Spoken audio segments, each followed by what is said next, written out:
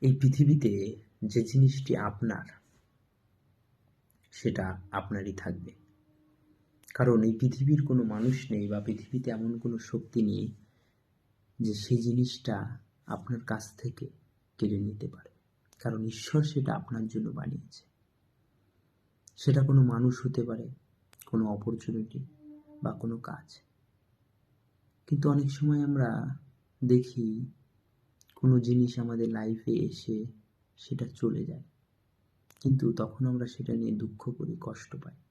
কিন্তু এটা ভুল। কারণ যে জিনিসটা আমাদের না সেটা কখনোই আমাদের কাছে থাকতে পারে না, সেটা এসে চলে যাবে, এটাই স্বাভাবিক।